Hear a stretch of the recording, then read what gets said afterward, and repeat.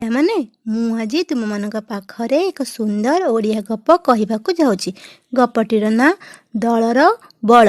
ଦିନକର କଥା, ଶିକାରୀଟିଏ ଶିକାର କରିବା ପାଇଁ ଜଙ୍ଗଲ ଭିତରକୁ ଗଲା। ସେଇ ଜଙ୍ଗଲରେ ଜାଲକୁ ବିଛାଇ ଦେଲା, କିଛି ଚାଉଳ ତା ଉପରେ ବୁଣିଦେଲା। ତାପରେ ଗୋଟିଏ ଗଛ ଆଡ଼ୁଆଡ଼େ ଲୁଚି ବସିଲା। ଦଳେ ପାରା ସେଇ ବାଟ ଦେଇ ଉଡ଼ି ଯାଉଥିଲେ।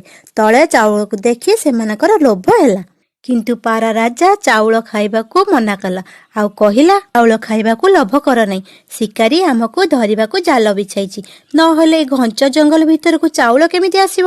ପାରାମାନଙ୍କୁ ଭୋକ ହଉଥିଲା, ତେଣୁ ସେମାନେ ପାରା ରାଜା କଥା ନ ମାନି ଚାଉଳ ଖାଇବାକୁ ବସି ପଡ଼ିଲେ। ପାରାମାନଙ୍କ ଗୋଡ଼ ଜାଲରେ ଛନ୍ଦି ହୋଇଗଲା, ସେମାନେ ଜାଲ ଭିତରକୁ ବାହାରି ପାରିଲେ ନାହିଁ। ଏହା ଦେଖି ପାରା ରାଜା କହିଲା, ଦେଖିଲ, ମୋ କଥା କେହି ଶୁଣିଲ ନାହିଁ। ସମସ୍ତେ କେତେ ବଡ଼ ବିପଦରେ ପଡ଼ିଲେ। ଏବେ ଆମେ କଣ କରିବା ଶୁଣ। ଜଣେ ଜଣେ ହୋଇ ଉଡ଼ିଲେ କେହି ବଞ୍ଚିବା ନାହିଁ। ଚାଲ ସମସ୍ତେ ଏକାଠି ମିଶି ଉଡ଼ିବା। ଥରକ ପାରା ରାଜା କଥା ମାନି ସବୁ ପାରା ଏକାଥରକେ ଡେଣା ହଲେଇ ଉଡ଼ିଲେ। ସମସ୍ତେ ମିଳିମିଶି ଉଡ଼ିବାରୁ ଜାଲଟିକୁ ଉଡ଼ାଇ ନେଲେ। ଶିକାରୀ ବିଚାରା ସେମାନଙ୍କୁ ଧରି ପାରିଲା ନାହିଁ। ପାରାମାନେ ଯାଇ ଗୋଟିଏ ପାହାଡ଼ ପାଖରେ ଓହ୍ଲେଇଲେ।